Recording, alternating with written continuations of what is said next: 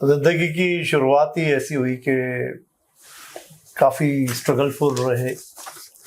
और एक होती है जन्मभूमि और एक होती है कर्मभूमि। तो शुरुआत से ही, बचपन से ही जो है बड़ा स्ट्रगलफुल लाइफ रही। आप जानते हैं कि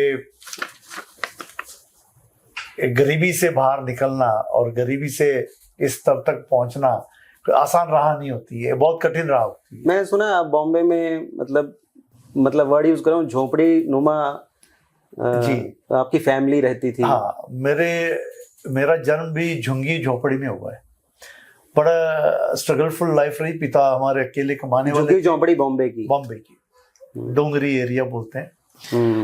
फादर हमारे अकेले कमाने वाले थे, हम 4 भाई थे। और जो हमारे घर थे, गांव था, ये पोंग डैम में आ गया था। पोंग डैम में आने से जो था एक तरह से उजड़ चुके थे यहाँ पर। 1950 से पहले की बात है? हाँ जी, पहले की बात है। तो ये काफी जो था कि नुकसान हुआ। हमारे दादाजी जो थे वो एक्सपायर हो गए थे। फादर हमारे बहुत, मतलब पोंग डैम की वजह से दुख में ही, वजह से भी, और वैसे भी मतलब पिता जो थे मेरे बहुत पहले, छोटी उम्र में, जब वो 12 साल के थे तभी पलायन कर गए थे, बॉम्बे में चले गए थे। किस वजह से गए थे, जैसे क्या रीजन था? नौकरी की तलाश में, क्योंकि यहाँ कोई रोजगार नहीं था, तो नौकरी की तलाश में वहां चले गए। वहां खूब मेहनत की, हर किस कार्य किए, हमारे पालने के लिए, हमें पढ़ाने के लिए उन्होंने खूब मेहनत की। पैदाइश आपकी फिर वहीं? पैदाइश फिर हमारी वहीं हुई, पढ़ाई लिखाई भी वहीं हुई।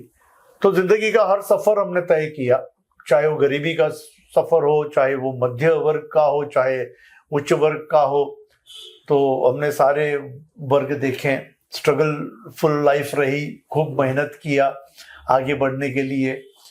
और माता पिता ने यही सिखाया कि ईमानदारी से काम करना है, सच्चाई से काम करना है, कभी कोई गलत काम नहीं करना। चाहे आपको अचार से रोटी, लूण से रोटी खानी पड़ जाए, खा लेनी, लेकिन कभी भी कोई बेईमानी नहीं करनी, किसी को चोट नहीं पहुंचानी, किसी के साथ कोई किसी किस्म का कोई बेईमानी नहीं करनी। ये जो है पिता ने, हमारे माता ने हमें यही सिखाया। और मेहनत करके कमाना है।